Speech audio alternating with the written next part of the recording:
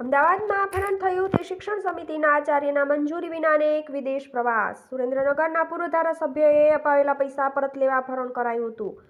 તે સુરતનગર પ્રાથમિક શિક્ષણ સમિતિની અમરોલી ઉત્તરાયણની શાળાના શિક્ષક તબીબી કારણ આપીને 1 મહિનાની રજા પર ઉતરી ગયા છે. દરમિયાન તેમના મંજૂરી વિના અનેક વિદેશ પ્રવાસ સહિતની ગેરરીતિઓ બહાર આવતા તેમને શોકોઝ નોટિસ આપી તેડાવાયા હતા, પણ તે હાજર થયા નથી. પૂર્વ ધારાસભ્ય ધનજી પટેલના ભત્રીજા સાથેની નાણાકીય લેવડ દેવડનો કેસ. શિક્ષણ સમિતિની અમરોલી ઉત્તરાયણ શાળા ક્રમાંક 285ના આચાર્ય સંજય પટેલ સામે હાલમાં સમિતિની કોઈ પણ જાતની મંજૂરી વિના અનેક વખત વિદેશ પ્રવાસ દુબઈ ગયા હોવાની ફરિયાદ બાદ શો કોઝ નોટિસ આપી તારીખ 25 નવેમ્બરે હાજર થવા જણાવાયું હતું.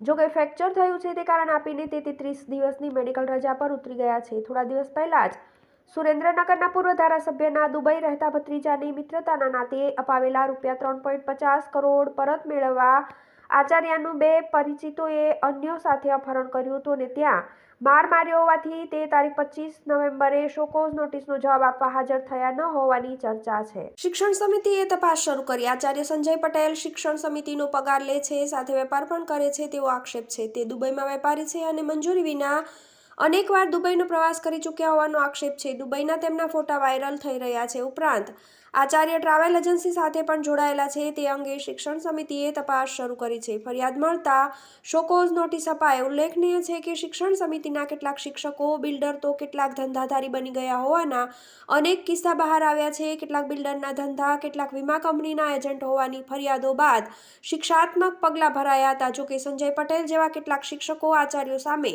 કોઈ કાર્યવાહી થઈ નથી. મંજૂરી વિના અનેક વખત વિદેશ પ્રવાસે ગયા હોવાની ફરિયાદ. ઇન્ચાર્જ શાસનાધિકારી મેહુલ પટેલે જણાવ્યું હતું કે આ શિક્ષક મંજૂરી વિના અનેક વખત વિદેશ પ્રવાસે ગયા હોવાની ફરિયાદ મળતા શોકોઝ નોટિસ અપાઈ હતી. તેમને વિદેશ પ્રવાસ અંગે કોઈ એનઓસી અપાઈ નહોતી. હાલમાં આ કિસ્સામાં તપાસ ચાલી રહી છે. પૂર્ણ થયા બાદ કડક પગલાં ભરવામાં આવશે.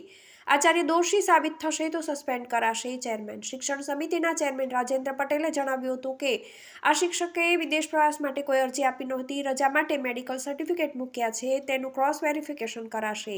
વિદેશ પ્રવાસ દરમિયાન શાળામાં તેમની હાજરી અંગે તપાસ અંતિમ તબક્કામાં છે. દોષી સાબિત થશે તો સસ્પેન્શનની કાર્યવાહી થશે. TV18 news, Surendranagar.